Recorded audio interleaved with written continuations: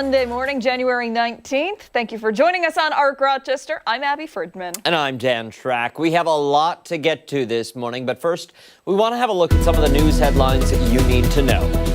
About 1,500 active duty soldiers are standing by for possible deployment to Minnesota. Pentagon sources telling ABC News the soldiers are on prepare to deploy orders in case violence escalates as protests in Minneapolis intensify. This after an ICE agent fatally shot Renee Good earlier this month. In response, Minnesota Governor Tim Walz has mobilized the National Guard. 2 people remain hospitalized this Monday following a weekend crash in Greece that killed 1 person. It all played out on Saturday at the intersection of West Ridge and Elm Grove Roads. Investigators say a vehicle failed to stop, hitting another car with 2 people inside. The driver of the striking vehicle was killed.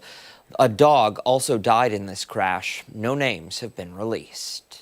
The Ontario County Sheriff's Office is sharing a warning about a new scam. They say callers are pretending to be from the Sheriff's Office, requesting cash, credit cards, or Venmo for a family member's bail. The Sheriff's Office reminding everyone they'll never ask for payment over the phone. All right, 8:01. Let's have a look at what we have coming up and brewing for the next 2 hours. Starting with a tough weekend for Bills Mafia. The team, we know, falling short to the Broncos on Saturday, losing 30-33. This morning we're chatting with Jenna Cottrell to talk about what went wrong and what's next as the postseason gets underway. Yeah, and that postseason depression too. I know. Right.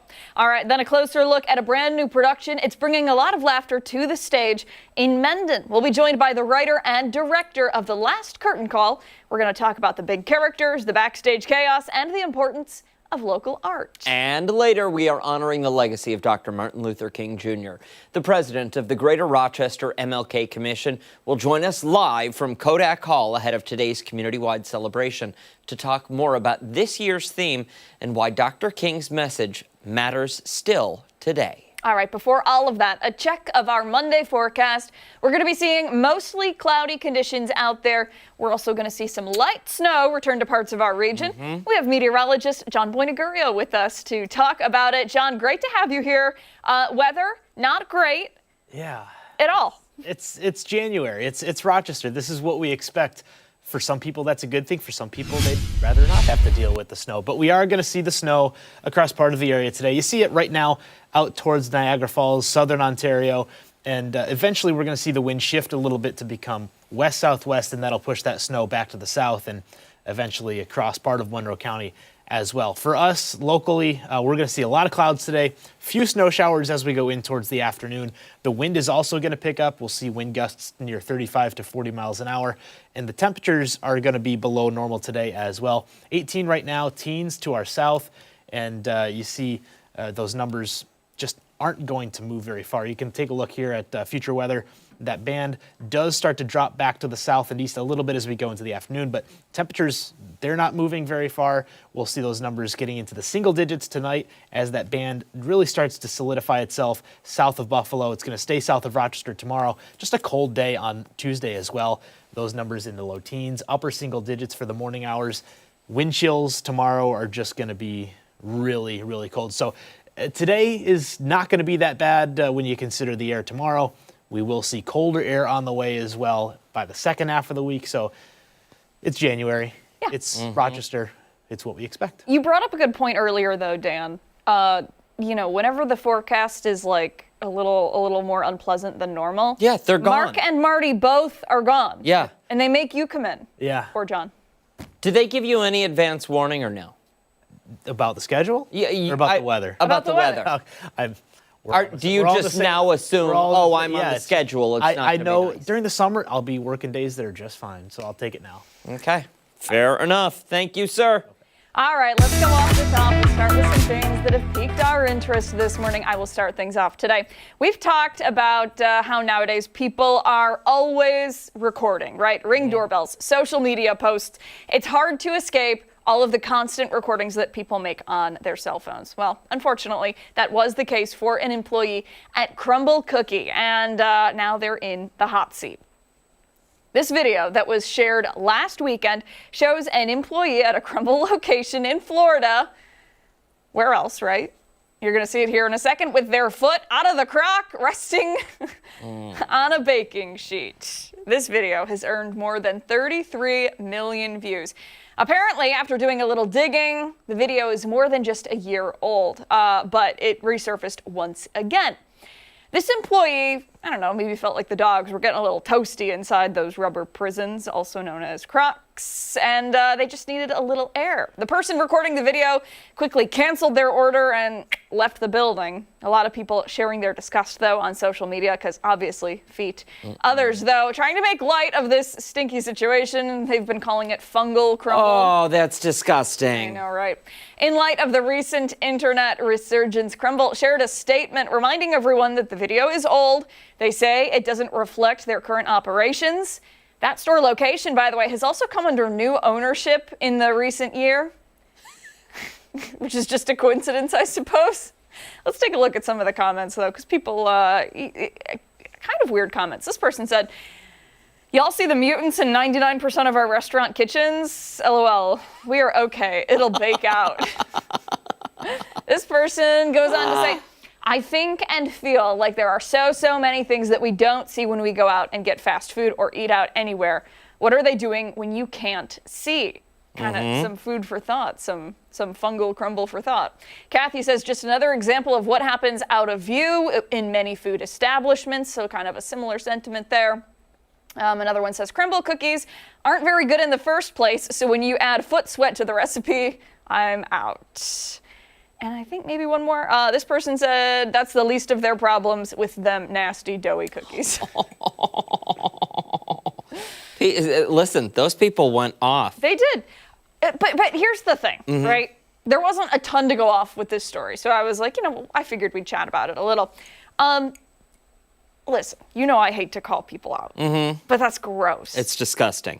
And keep your shoes on. That should just be like a general rule in public. Yes. Don't take your shoes off. Yes. I'd be changing that handbook right now. Crocs would no longer be allowed. You would Why need. are they allowed? I don't know. I don't know that they are in a lot of kitchens. You need closed-toed shoes. Yes. That are like you lace them up. Yeah. Or Velcro. Velcro, yes. But that something too. so you're not able to just slide your feet out. Yeah. And step on the hot grease that went on the floor. Yeah.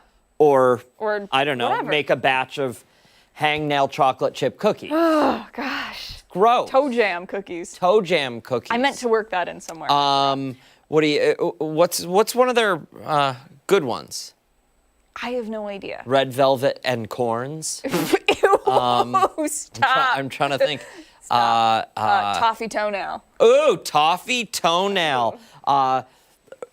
Walnut, warty walnut. Ooh, that's good. You could do give me one with a B. Brownie. Oh. You could do blister brownie. Bunion brownie. That sounds gross. You could do. Okay, I think we should move on. I'm having fun coming up with cookie names that involve feet. It's getting so gross. You've got your stress ball. And I've got my stress ball here. All right, you go, because right. I can't keep talking about this. My mouth is sweating. Is it? You want one of those cookies, don't you? No, that's a bad thing. Have you? I've never had one of those. Have you? A crumble? A crumble? Yes, because we had that gentleman, Right. Dennis, bring them to us. Right. Yeah. Well, but he brought. I didn't eat Right. those He ones. made you Yes, your own. Yes. Yes. Okay. We'll move along to mine. And for my off the top this morning, I want to talk about something historic that happened over the weekend. On Saturday, NASA's giant moon rocket rolled out to the launch pad. I'm not talking about some little rinky-dink rocket, Abigail. This thing is 322 feet tall and it weighs 11 million pounds.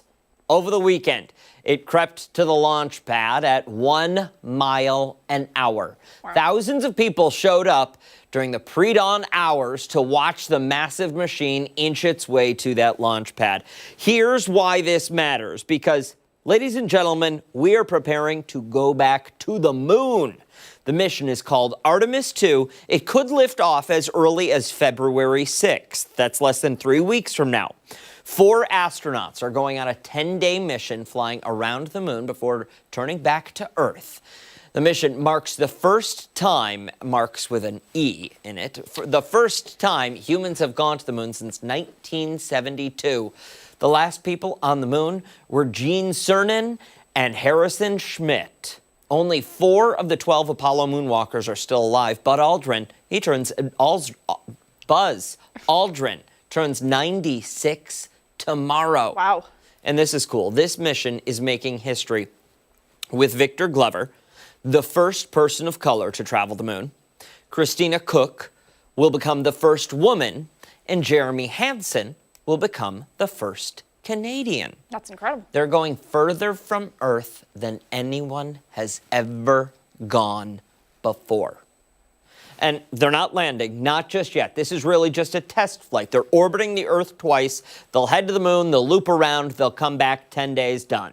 This mission will test systems with humans on board, life support, navigation, propulsion, making sure everything works. Artemis 3 in 2027, just next year, will put astronauts back on the moon for the first time since 1972. The rocket on the pad right now is the most powerful rocket NASA has ever launched, more powerful than even the Saturn V. The Orion capsule is packed with technology that didn't exist in the 70s. This is quite the upgrade for them. There are still challenges. The first Artemis mission in 2022 had heat shield damage and a hydrogen leak during fueling, so NASA is being extra careful. But here's what gets me fired up. 12 people walked on the moon between 1969 and 1972, and then we said, we're done. We stopped. We've spent decades in low Earth orbit. The International Space Station, just 250 miles up. The moon, 238,000 miles away, and we are finally going back. Commander Reed Wiseman said the Apollo moonwalkers are so fired up that we are heading back to the moon that they just want to see humans as far away from Earth as possible, discovering the unknown. I love it. I love it. I love it. February 6th is the date, or whenever launch can happen, because that's when the window opens for them. But those 4 astronauts, they're climbing into that capsule, and they are going to ride 11 million pounds of rocket fuel all the way to the moon, baby, for the first time in 53 years. We are going back. It's exciting. It's really exciting. And Ashley, I'm telling you right now, if that launch happens during ARC, we're taking a live feed. I was just going to say that. Okay. Thought I was getting And pushback. that's how we make it happen. That's how we Right get there. things done here on ARC It's Rochester. really, really cool. Isn't it? I hope in 2027, when we go back to the moon, I hope that there is a ton of hype around it. There will I'm be. talking like watch Yes. parties and like I want it to be exciting. Mm-hmm. We need a little like positivity and excitement these days, right? I want to go. To the moon. Yes. Maybe you could be the first news anchor in space. Besides, they weren't really in space, were they?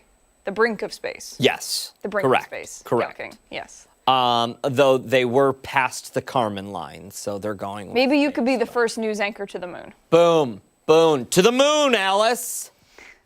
The honeymooners? I don't know. Hey, Sorry. stick around. A lot more to come right here on ARC Rochester this Monday, including when we come back, checking in with Chris Lopez. He's live out making snow this morning in Sodas. I think he's getting ready to go skiing Ooh. too. Don't forget, watch us on the go wherever you are. We're streaming live on the 13 Wham YouTube channel and foxrochester.com. We're back on the other side of the break.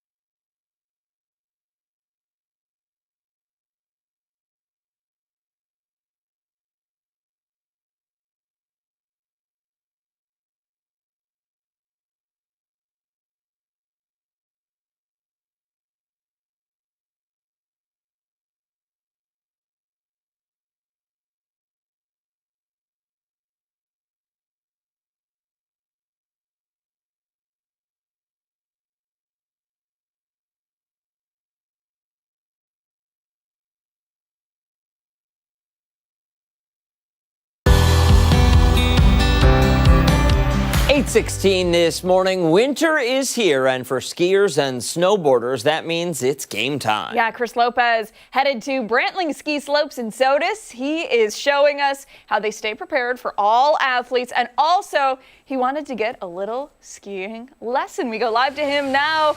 Chris, are you ready? Do you have your skis on? I'm not ready at all, Abby. So when I came here, I was like, okay, I'm gonna make some snow. We're gonna show off the slopes. I'm gonna show off the skis, the snowboard. Somebody else is going to be skiing and snowboarding. That's fine.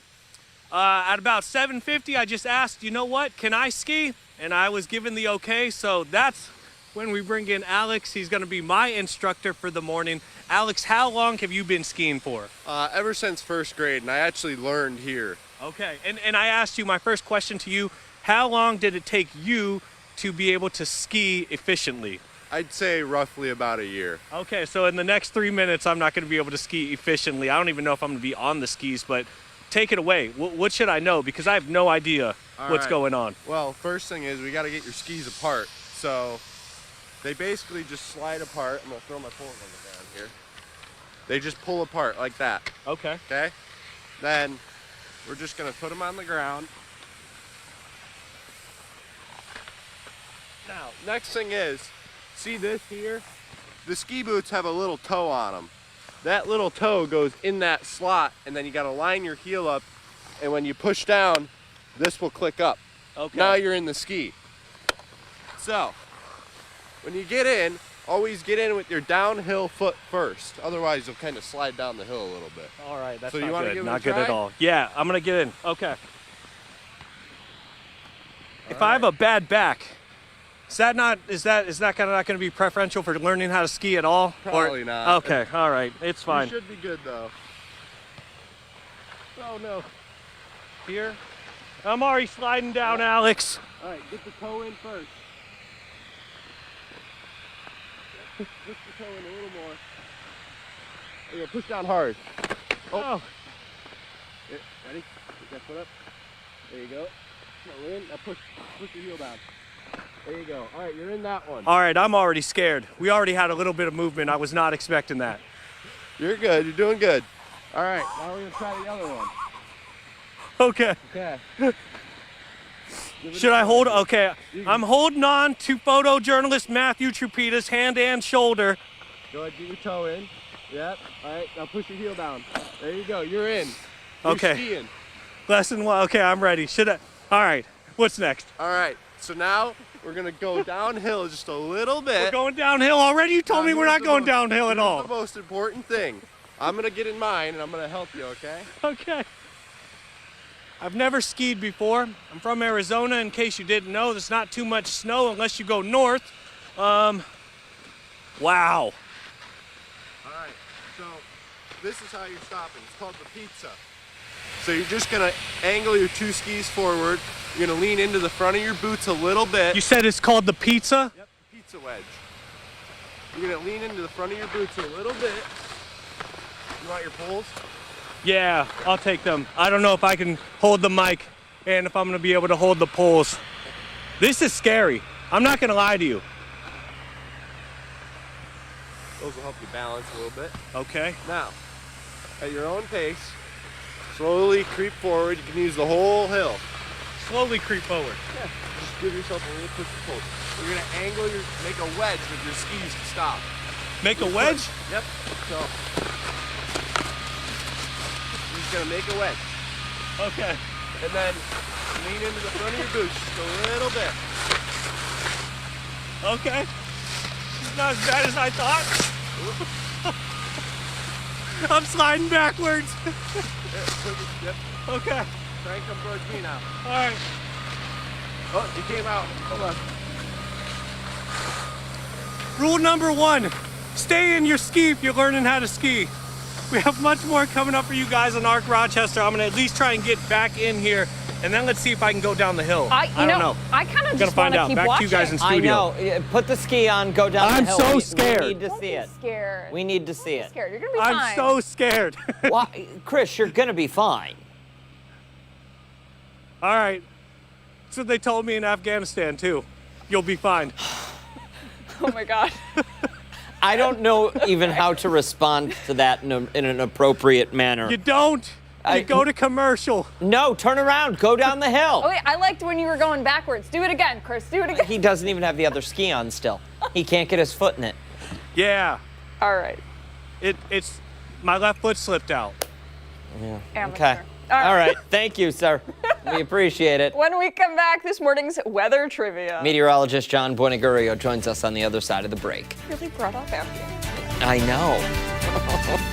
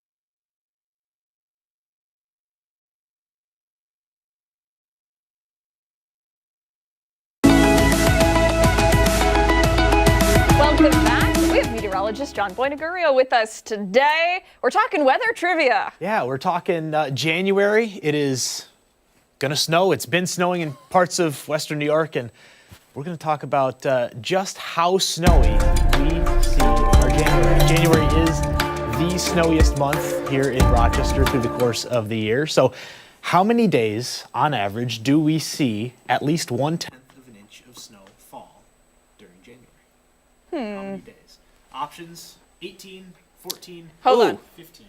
Johnny B, I think your mic Johnny just B, died. your mic just died. Tell you what, though, we'll give you Dan's, You're going to hold on to my mic. and we're going to enjoy a moment of Another silence. battery. without Where should I start? Where should you? Where should I start? I want to go back to that weather trivia because I didn't even see what the question Okay, was. 'Cause so I was- January is climatologically our snowiest month. We average 27.4 inches of snow per January. Okay. We are looking to see how many days we get at least 1/10 of an inch of snow. So 1/10 being more than a trace at the airport is 18, 14, 15, or 20 days. And that's what we're trying to and that's just figure out for the here. month of January. Just for the month of January. And just at the airport. That is also a key thing to keep in mind. Abigail, do you have any guesses? I mean, a couple educated ones, I suppose, but yeah, January. It makes sense. I get it. Dan, how about you? It's a wordy. right. Listen, I'm gonna wait until my married couple friends on Facebook weigh in. Yeah. Because they typically know what they're doing. And it's fun to see them argue. I'm sure we'll get a lot of strong opinions. Yeah. Look at this. It is out there on Facebook. There you go. X, we whatever it's called. executed that battery That mic was- swap in such style. That was akin to a NASCAR pit stop. Yeah. That really was. That was That good. really was. You didn't even hear the power tools. It's impressive. Yeah. All right, let's talk about the rest of the actual forecast. What can we expect? Because it's cold out there. It's in the teens right now. Yeah, teens, we're unfortunately not going to see those numbers get really anywhere close to freezing today. We're going to stay below freezing. 18 right now, lower teens to our south. And as you look at the next really couple of days, we're just going to see this similar trend play out. Snow right now stays north and west. Later on today, as we go into the afternoon, that band will move back to the south. And eventually, as it gets out over Lake Erie, it'll be able to extend a little more into western New York. That'll push some of that snow back towards Monroe County. But really, for the most part, we're just going to deal with clouds. Cold air once again today. See that band move through 3 to 5 o'clock or so. Fortunately, it's a day off for most people, so travel really shouldn't be an issue today. It's areas south of Buffalo going into tomorrow when school and work for most are back in session that it can, gets a little bit trickier once again with travel. But tomorrow's just going to be a cold day overall. We'll be in the teens there. Wind chills tomorrow. They're going to be sub-zero, possibly 10 degrees sub-zero at times. And again, fortunately, we'll see some sunshine tomorrow. We're not going to see a lot of that today. Wednesday, a little bit better. And then by the end of the week, we'll show you that in a couple of minutes as well. Snow amounts locally, we're going to see less than an inch. Most of that snow stays south of Buffalo, and that's where they're going to see that 10 to 20 inch range by the end of Wednesday. So it's not all at once. Because of that, though, there is that winter storm warning. That's in effect until 3 p.m. on Wednesday. And we have that 7-day forecast there. As I said, it's going to be cold the next couple of days. Wednesday, more seasonable, a little bit of area-wide snow, light, nothing crazy. We're going to see less than 3 inches or so until the end of Wednesday. But just cold air, you want to bundle up, keep all your scarves, mittens, hats handy because you'll need them. Yeah, layers are important. Yeah. You looked like you had a problem. I thought I did, but then I guess I didn't. Is that the actual count, the right count? Yeah. Okay. 60 days. Yep. 60 days. Little more than 8 weeks. We can do this. We're close. We are. We are. I think a lot of it right now, this is where the rubber meets the road. The positivity really counts. You've got to have a solid outlook on the next 8 weeks. It's to, for it not to be painful for you or anyone else in your life. I mentioned earlier, the good news was the sun was up, officially sun up. Sunset is back in the 5 o'clock hour now, so we're getting some of those signs that we're getting closer to spring, but still 60 days to go. Hey, Ashley, could you do me a quick favor? Can you look up what day it was 60 days ago? Because I feel like that might kind of put things into perspective, That's right? interesting. That's true. Thursday, November 20th. So think about so how right it was. before Thanksgiving, yeah. It's gone like that. It really has. Yeah, so really, we're gonna really fly has. through this next It's gonna 60 fly, but it's hard to believe. But think about it. Today is the 19th. Christmas is nearly a month ago. Yeah, Yeah. that's true. Which means only 11 months to go Hey. until Christmas. Until Christmas. Very true. When you're living on the constant Christmas Yes. countdown, then yes. Some people are. Some Not people one of are. them, but some people are. Fair enough. Johnny B, thank you. We appreciate it. Okay. All right, don't go anywhere. Much more to get to this morning on Arc Rochester. We're back on the other side of the break.